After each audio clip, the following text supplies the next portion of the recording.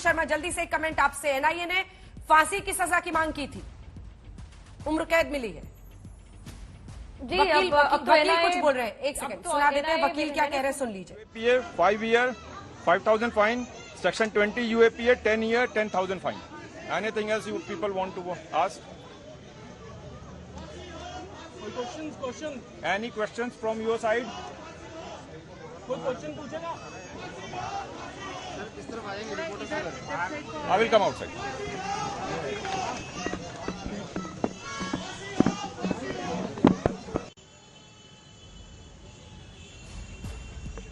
नुपुर, जल्दी से, जैसे ही वकील की आवाज आएगी हम सुनाएंगे वो क्या कह रहे हैं वहां पर, लेकिन जल्दी से आपका कमेंट इस पर। एनआईए ने फांसी की सजा की मांग की थी नुपुर अंजना जी, बिल्कुल अंजना जी, इससे पहले मैंने एक अन्य चैनल पे ये भी सुना है कि अगर ये उम्र कैद की सजा सुनाता है तो एनआईए इसको अपील करके सेंटेंसिंग में फांसी की सजा की मांग करेगी। लेकिन ध्यान दें ये सिर्फ 2017 के टेरर फंडिंग मामले में है। अभी मिसेस खन्ना को मैंने सुना, और भगवान करे और कोर्ट की भी इसमें मैजिस्ट्री हो कि वो 1990 के इंडियन एयरफोर्स निहत्थे फोर्सेस के कत्ल के अंदर उनको फांसी की सजा सुनाई थी। अभी उसका भी सुनवाई चल रही है बिल्कुल, और उस मामले का इंतजार रहेगा। हमारे साथ एसपी वैद साहब, फॉर्मर डीजीपी जम्मू कश्मीर, इस वक्त सीधा जुड़ रहे हैं। उनका रुख भी कर लेते हैं। अशोक पंडित जी भी हमारे साथ जुड़ गए हैं। आचार्य प्रमोद कृष्ण जी, मैं फौरन आपके पास भी आऊंगी, लेकिन अशोक पंडित जी जल्दी से एक कमेंट आपसे। उम्र कैद की सजा सुनाई गई है, यासीन मलिक और उसकी क्या भूमिका रही है ये सबको पता है जो जम्मू कश्मीर की सच्चाई जानता है। आतंकवाद का, टेरर की फंडिंग का एक लंबा इतिहास, और इसी वजह से आज ये फैसला। अशोक जी। अंजना जी, मैं उस दिन मुझे तसल्ली होगी और मेरे कश्मीरी पंडित भाइयों और बहनों को तसल्ली होगी जिस दिन हम यासीन मलिक को फांसी के फंदे पे लटके हुए देखेंगे। आज शुरुआत है, आज इसको लाइफ इम्प्रिजनमेंट मिली है, और हम चाहते हैं कि जिस तरीके से यासीन मलिक ने हमारी हत्याएं की, हमारे लोगों को मारा, सिक्योरिटी फोर्सेस को मारा, उनकी जानें ली, हमारे जेनोसाइड का, हमारे एथनिक क्लींस का रिस्पॉन्सिबल है ये यासीन मलिक।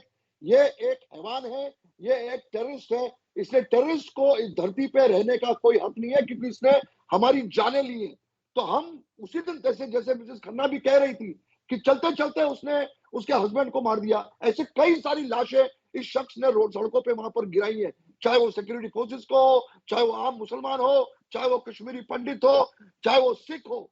ये शख्स ने कश्मीर में आतंकवाद को पनपाया, पैदा किया, बड़ा किया, और टेररिज्म का इसने रिलीजन को पाला है इस आदमी ने।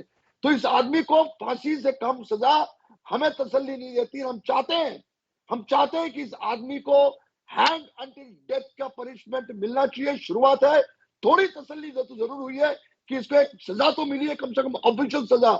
जिस आदमी को इस देश के लिबरल्स ने सपोर्ट किया, जिस टेररिस्ट को इस देश के लिबरल्स ने आइकन बोला, जिस टेररिस्ट को इस देश में कुछ लोगों के मीडिया हाउसेस ने इसको गांधी कहा, यहाँ के सूडो इंटेलेक्चुअल्स ने इसको इंटेलेक्चुअल कहा, वो सारे लोग जो इसके सपोर्टर्स थे, अरुंधति रॉय, ऐसे पूरी जमात, उन लोगों के अगेंस्ट भी, क्योंकि ये व्हाइट कॉलर टेररिस्ट है, उन लोगों के अगेंस्ट भी अंडर टेरर लॉस एक्शन होना चाहिए। अलगाववादी नेता बनकर बड़े रौब से घूमते थे। जो लोग श्रीनगर जाते थे वो जानते थे कि जिन लेन्स में, जिन सड़कों पर इनके मकान थे, वहां पर जबरदस्त सुरक्षा के इंतजाम, वीआईपी के तौर पर इनके ट्रीटमेंट हुआ करते थे, सरकारी पैसे पर जो घूमते थे। एसपी वैद साहब हमारे साथ, भट्टी साहब, मुस्कुराने की कोई वजह होनी नहीं चाहिए, लेकिन मैं लौट रही हूं आपके पास। एसपी वैद साहब हमारे साथ जुड़ रहे। एसपी वैद साहब, जब आप इस मामले में अब यासीन मलिक को उम्र कैद की सजा कोर्ट की तरफ से देखते हैं, क्या है आपकी पहली प्रतिक्रिया इस पर सर? अंजना जी, मैं समझता हूं कि कुछ इंसाफ हुआ, लेकिन पूरी तरह नहीं हुआ। आप जानती हैं कि इसके कितने बड़े बड़े क्राइम है। 4 एयरफोर्स के जवानों को मारा, उनके परिवार अभी भी, जैसे आप मिसेस खन्ना को सुन रहे थे, उनके परिवार को इंसाफ नहीं मिला। जो कश्मीरी पंडित दर्जनों के मारे गए और उनके रेप हुए, उनकी परिवार को इंसाफ नहीं मिला। जब तक वो केसेस कंक्लूड नहीं हो जाते, उन केसेस में कन्विक्शन नहीं हो जाती, तब तक पूरी तरह तसल्ली इस देश के हर बाशिंदे को, हर इंसान को नहीं होगी।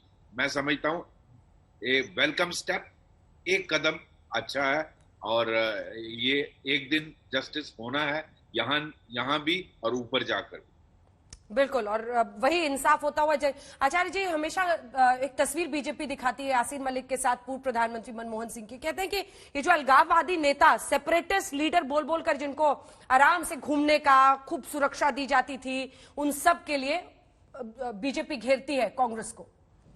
देखिए, बीजेपी घेरती है, वो बात अपनी जगह ठीक है, उन्हें घेरना भी चाहिए। बीजेपी का तो फर्ज बनता है कि कांग्रेस की तमाम सरकारों को कांग्रेस के फैसलों पर सवालिया निशान उठाए। लेकिन सवाल इस बात का है कि इस देश के अंदर आतंकवाद को कोई समर्थन नहीं कर सकता है, न किया जा सकता है। ये जो सेपरेटिज्म है, ये टेररिज्म का ही एक अंग है, एक भाग है। ये जो सेपरेटिस्ट लोग हैं, ये कब टेररिस्ट को मदद कर दें, कब ये टेररिस्ट में तब्दील हो जाएं, तो इस पर कोई यकीन नहीं किया जा सकता। पूरा देश ये इंतजार कर रहा था अंजना जी कि यासीन मलिक को फांसी की सजा सुनाई जाएगी।